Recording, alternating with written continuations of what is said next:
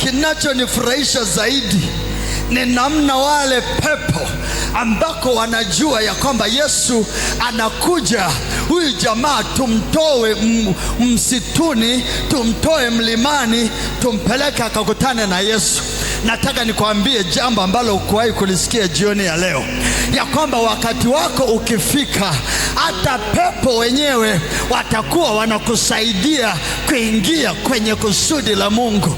Hata kama ni mashetani yametumwa, yatakubeba mzobe ya kupeleke mpaka kwenye madhabahu. Kwa nini? Kwa sababu ni wakati wa kukutana na Yesu. Wakati wa kukutana na Yesu, hata wanaokaa makaburini huwa wanajua ya kwamba ni wakati wa kwenda kukutana na Yesu. Kuna roho inakuwa inawaharakisha.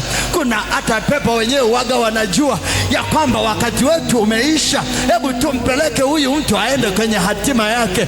Biblia inasema huyu jamaa aliishi milimani. Siku hiyo akaanza kujisikia tu ya kwamba natakiwa niende ufukweni, natakiwa niende mahala kuna jambo linakwenda kutokea, bila pepo zile kujua ya kwamba kule wanakokwenda ni kwamba ni sauti ya Mungu, ni mkono wa Bwana unawaita ili waje watolewe. Jamaa wakaja. Biblia inasema sehemu nyingine ya kwamba pepo wale walikuwa wakali mno, hakuna mtu aliyeweza kupita njia ile. Kwa hiyo walipohisi ya kwamba Yesu anakuja na yuko na wanafunzi wake, akajua ya kwamba ni watu wengine tu wanakuja, ngoja nijaribu kwenda kuwazuia. Leo nina taarifa kwa ajili yao ya kwamba mimi na wewe sio just another person.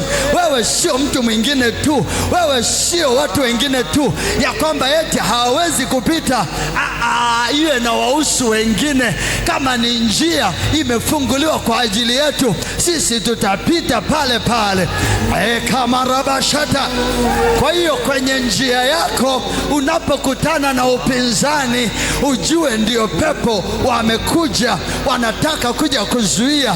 Hawawezi kufunga njia ya mtu ambaye ana kusudi la Mungu. Hawawezi kufunga njia ya mtu ambaye ana shauri la Mungu juu ya maisha yake. Kwa maana watakapokuwa wanajaribu kufunga, ndiyo mwana wa Mungu Masihi Kristo, yeye aliyetoka juu mbinguni akaja duniani. Yule neno, hapo mwanzo kulikuwepo neno, naye neno alikuwepo kwa Mungu, naye neno alikuwa ni Mungu. Yule aliyekuaga mbinguni akashuka akaja kukaa kwetu, akavaa mwili, na sisi tukauona utukufu wake kama utukufu wa mwana pekee wa Mungu, akiwa anatembea na sisi tuko ndani yake na yeye ndani yetu. Ndio maana akasema, mkikaa ndani yangu na mimi ndani yenu, ombeni lolote mtakalo nanyi mtapewa.